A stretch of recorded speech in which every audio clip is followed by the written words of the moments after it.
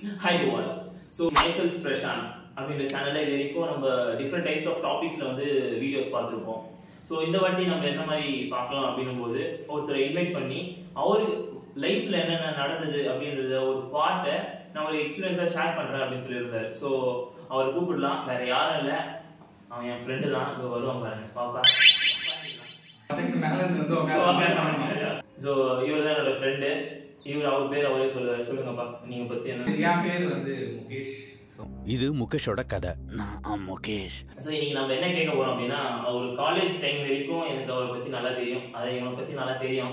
அதுக்கப்புறம் அவன் லைஃப்ல நிறைய ட்ராஜடிஸ் நடந்தது, நல்ல பாசிட்டிவான விஷயங்கள் நிறைய நடந்தது. அதுவும் தெரியும். பேசும்போது நல்ல பேசக்கூடாது, அதுவும் தெரியும். ஸோ அதுல இருந்து நம்ம என்ன கத்துக்கலாம், எதை நம்ம விட்டுடலாம், அதை நம்ம லைஃப்ல எப்படி இம்ப்ளிமெண்ட் பண்ணலாம் அப்படின்றத பத்தி தான் இன்னைக்கான ஃபுல் கண்டென்ட்டா இருக்க போகுது. ஸோ எவ்வளவு சுருக்கமா இந்த வீடியோ பண்ண முடியுமோ பண்ணலான்னு பாக்குறேன். இந்த பையன் பேசுறதுலாம் இருக்கு. ஸோ முகேஷ், காலேஜ் முடிச்சிட்டீங்க, கொரோனா டைம்ல தான் உங்க எக்ஸாம் எழுதணும், அதுக்கப்புறம் என்ன நடந்தது? ஒரு காலேஜ் ஸ்டூடெண்ட் ஃபேஸ் பண்ணக்கூடிய இஷ்யூ பத்தி நம்ம இன்னைக்கு பேசுவோம். சரி, நான் பார்த்தது இந்த ஸ்கூல் டைம்ல சேஃபா இருந்தோம். பேரண்ட்ஸ் பார்த்துக்கிட்டாங்க, ஸ்கூல்ல ஒரு சேஃப் ரூம் தான் இருக்கும். அது உள்ள நம்ம பசங்க சண்டை போடுறது, அதெல்லாம் சின்ன பசங்க சண்டை போடுறது, அதெல்லாம் வேற. ஒரு காலேஜ் லைஃப் உள்ள வரப்போ ஒரு ப்ராஜெக்ட் பண்றதுக்காக இருக்கட்டும், இல்ல ஒரு வெளியே வேற எங்கேயாச்சும் போறதுக்காக. ஸோ அந்த டைம்ல வந்து நம்ம தான் டிபெண்ட் பண்ணியிருக்கோம். ஸோ அந்த டைம்ல ஒரு ப்ராஜெக்ட் போறோம், அந்த ப்ராஜெக்டோட ஒர்க் வந்து 5000 இருக்கும்னு வச்சுக்கோமே. பட் அவங்க சார்ஜ் பண்றது 15 இருக்கும். 15. சரி, ஓகே, புரியுது. சோ அதுவே உங்களுக்கு ஒரு ஏமாத்துறது. அப்ப ஏன் போய் கடையில நீங்களே பண்ணலாம் இல்லையா? அதுதான் நான் சொல்றேன். சோ அந்த விஷயமே வந்து உங்களுக்கு முதல்ல தெரியணும். அவங்க ஏமாறுறோம் அப்படின்னு தெரிஞ்சாதான் அது. இது வந்து நான் சரி, இப்போ நீங்க சொன்ன விஷயம் கரெக்ட், நல்லதுதான். ஓகே, ஆனா நீங்க ஏமாறீங்கன்னு எப்படி நானும் தெரிஞ்சுக்கிட்டு? இப்போ நான் ஒரு காலேஜ் ஸ்டூடெண்ட் அனலைஸ் பண்ணேன். இப்போ வந்து ஒரு ப்ராஜெக்ட் செய்யணும்னு பிளான் பண்றீங்கன்னா அது உங்களோட ஓன் ஐடியா. ஓகே. ஸோ அதுக்கு என்ன பொருள் வாங்க போறோம்னு தெரியும். ரோட்ல இறங்கி போய் ரேட்டு கேளுங்க, எல்லா ஸ்ட்ரீட்லயும் எல்லா கடையிலயும் நம்ம கேட்டுருக்கோம். ஆமா, நம்ம ப்ராஜெக்ட் அந்த மாதிரி வந்து நம்ம பண்ணாதே பார்த்துருக்கோம், டேரக்டா கொடுத்து வாங்குறதுலயே பார்த்துருக்கோம். ஸோ அது மாதிரி நம்ம ஃபர்ஸ்ட் வந்து நீங்க வாங்குறது தெரிஞ்சு எல்லாருமே ப்ராஜெக்ட் பண்ணுவாங்கன்னு நினைக்கிறேன். ஸோ காலேஜ் ஸ்டூடெண்ட் சைட்ல இருந்து ஃபர்ஸ்ட் வந்து ஏமாறது இதுதான். ப்ராஜெக்ட்ல தான் நம்ம இருப்போம், அதனால தான் ப்ராஜெக்ட் சொல்றேன். ஓகே, ஃபைனல் இயரா இருந்தாலுமே முடிச்சுட்டு வெளில வந்துட்டு பல இடத்துல அடி வாங்குவோம், அது வேற விஷயம். சரி சரி, ஓகே. இப்போ காலேஜ் படிச்சோம், ஒன்னாதான் படிச்சோம், காலேஜ் முடிஞ்சிச்சு.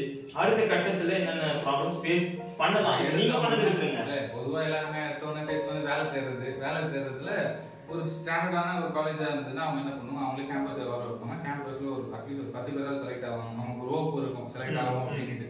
செலக்ட் ஆகாதவங்களுக்கும் அவங்க இன்னும் ரோப் தருவாங்க. நெக்ஸ்ட் ஏதாச்சும் வர ஆப்பர்ச்சுனிட்டிஸ் அவங்க கொடுக்கணும் அப்படின்ட்டு. அந்த ஹோப்பை நம்பிட்டே இல்லாம நீங்க தனியா ட்ரை பண்றது நல்லது. பட் தனியா ட்ரை பண்ணும் போதெல்லாம் அடி வாங்குவோம். அதுதான் சொல்ல வந்தேன். எங்க அடி வாங்குவோம்னா கன்சல்டன்சி. கன்சல்டன்சினாலே நான் பார்த்து ஒரு 80-90% ஏமாத்துறது. மீதி இருக்க 10% இந்த மாதிரி வேலையை வாங்கி கொடுத்துருவாங்க. ஆனா சில கன்சல்டன்சி நல்லா பண்றவங்க இருக்காங்க, ஆனா நம்ம தேடி கண்டுபிடிச்சு போகணும். கரெக்டா? எல்லா கன்சல்டன்சியும் நம்ம கன்சல்டன்சி வேணாங்கிறேன். ஓகே, இவரோட கன்சல்டன்சி வேணாம். கன்சல்டன்சி ஓகே, சரி, ஓகே. சென்னை பொறுத்த வரைக்கும் நீங்க நார்மலா லிக்விடிட்டியோ ஒரு சில ஆப் இருக்கு, ஷைனிங்ல தான் நம்மளால அடிக்கணும்னா 4000 ரூபாய் லாஸ் பண்ணேன். லாஸ்னா ஸ்கேமர்ஸ் கிட்ட நான் கொடுத்தது. அந்த மாதிரி அன்ட்ரஸ்டட் ஒரு பிளாட்ஃபார்ம் நம்ப வேணாம். லிங்க்டின் நம்பலாம், இண்டீட் கூட உங்களுக்கு வரலாம். Okay, okay. சோ இந்த மாதிரி ஆனா லிங்க்டின் இருந்தா கூட நீங்க அதுல இருக்கிற பர்சன்ஸ் வந்து நம்பிக்கையானவங்களா பார்த்து இது பண்ணணும். கரெக்ட்டா? நீங்களே லிங்க்டின் எல்லாத்துலயும் ஸ்கேம் இருக்கு, அத நான் சொல்றேன். லிங்க்டின் வந்து ஒரு நம்பக்கூடிய ஒரு பிளாட்ஃபார்ம் தான். ஆனா அதுல இருக்கிற பர்சன்ஸ் வந்து ப்ராப்பரான பர்சன்ஸா அப்படின்றது நீங்க தான் அனலைஸ் பண்ணணும். லைக் அது இனிஷியலா பண்றது கஷ்டம் ஒரு காலேஜ் ஸ்டூடெண்டா. ஓகே. நெக்ஸ்ட் வெளில வந்து ஜாப் தேடும்போது ஒரு ப்ராப்பரான பிளாட்ஃபார்ம்ல தான் ஜாப் தேடணும். ஸோ எது அந்த கம்பெனி வெப்சைட்ல போய் கேரியர்ஸ்ல போயிட்டு அப்ளை பண்ணா அது எனக்குமே வந்து ரிப்ளைலாம் அந்த மாதிரி அப்ளை பண்ணி லிங்க்டின்ல போயிட்டு சர்ச் பண்ணலாம். அப்புறம் நக்யூரி அண்ட் இண்டீட், இவ்வளவுதான் நான் சொல்லுவேன். ஒரு வாட்டி லிங்க்டின்ல வந்து ஒரு ட்ரஸ்டபிள் பிளாட்ஃபார்ம் தான், ஆனா அதுலயே வந்து உங்களுக்கு ஒரு வாட்டி ஸ்கேம் பண்ணா பார்த்தாங்க. சோ அத வந்து நம்ம எப்படி கண்டுபிடிக்க முடியும்? அது என்ன அது ஆக்சுவலா என்னாலுமே இனிஷியலா எடுத்தோன்னு கண்டுபிடிக்க முடியல. தேடினாலும் அது பத்தி கிடைக்காது. இது எல்லாமே லிங்க்டின்ல இருக்கு. லைக் லிங்க்டின்ல இருந்து வந்த ஒரு பர்టిక్యులர் பர்சன் அவங்க ஓகே. என்னதான் லிங்க்டின்லயே போனாலுமே ஸ்கேம் இருக்கு. இந்த ஸ்கேம்ல வந்து கொஞ்சம் சேஃபா இருக்கிறது பெஸ்ட்னு சொல்லிக்கலாம். சரி, வேலை செஞ்சா காசு தரணும்னா ஓகே, நீங்க காசு கொடுங்க நாங்க வேலை தரோம்னு சொன்னா அது கிடையவே அது ஃபேக் மட்டும்தான். ஒரு கார்ப்பரேட்டோட ஸ்டாண்டர்டே என்னன்னா காசு வாங்கிட்டு வேலை தர மாட்டாங்க. நான் அதனாலதான் சொல்றேன், ரொம்ப ட்ரஸ்டடா வரும். உங்களுக்கு வர மெயில் எல்லாமே ரொம்ப நம்பிக்கையான மெயில் மாதிரியே வரும். மெயில வச்சு நம்ம ஈஸியா கண்டுபிடிச்சிடலாம். அதுக்கப்புறம் அதுக்கு வந்து கம்பெனி எல்லாமே நான் அடி வாங்கின பிறகு தானே தெரியுது. ஓகே, சோ இதுக்கப்புறம் தான் நான் நிறைய கத்துக்கிறேன். ஓகே, ஒரு கம்பெனி அட்டு கழுத்து ஜிமெயில் வந்து அது ஸ்டாண்டர்டான ஒரு கம்பெனி கிடையாது. அவங்களோட பர்சனல் மெயில். ஒரு ஹெச்ஆர்மே உங்களை கான்டாக்ட் பண்றாங்கன்னா அவங்களோட அபிஷியல் மெயில்ல இருந்து தான் அவங்க கான்டாக்ட் பண்ணணும். அவங்களோட ஸ்டாண்டர்டே அதுதான். அவங்களோட பர்சனல் மெயில் வந்து உங்களை கான்டாக்ட் பண்ண கூடாது. பண்றாங்கன்னா நம்பிக்கையானது கிடையாது. ஓகேவா? ஸோ இது ஒன்று. ஃபர்ஸ்ட் 4000 ரூபாய் அடி வாங்கினேன். அதுக்கு அடுத்தது வந்து இந்த லிங்க்டின் மேட்டர் வந்து நான் டேட்டா அனலிஸ்டா ஒர்க் பண்ணல. அந்த டைம்ல லிங்க்டின்ல ஒரு நல்ல ப்ரொஃபைல் வேணும் கிரியேட் பண்ணி வச்சிருந்தேன். அது மூலமா வந்தது. ஓகே, 2020 ஆகஸ்ட் அப்புறம் ஒரு 3 மாசம் கழிச்சு இந்த ஏமாந்த 4000. அதுக்கப்புறம் கொஞ்சம் வெளில அப்ளை பண்ணேன். இந்த கம்பெனில ஒர்க் பண்ணிட்டு நம்ம காலேஜ்ல கிடைச்ச ஜாப் போக விட்டுட்டோம். ஆமா, அது வந்து ஒரு ஐடி செக்டர். சேலரி 12,000. பட் அங்க சேவ் பண்ணி நைட் ஷிஃப்ட். அது ஆக்சுவலா நைட் ஷிஃப்ட். எந்த அகாமடேஷனும் கிடையாது, டிராவல் கிடையாது, கேப் கிடையாது, எதுவுமே சொன்னாங்க. சோ நம்ம எங்க நைட் நம்ம புதுசு காலேஜ் முடிச்சு நம்ம எங்க போய் தங்கறது எப்படி தெரியல. நம்ம வந்து ஓகே நம்ம 12,000 வச்சு என்ன பண்ண முடியும்? அது நினைச்சிட்டு பிஜிக்கே பைசா. ஆனா இப்போ 12,000 வச்சு நம்ம பசங்க பண்ணிட்டாங்க.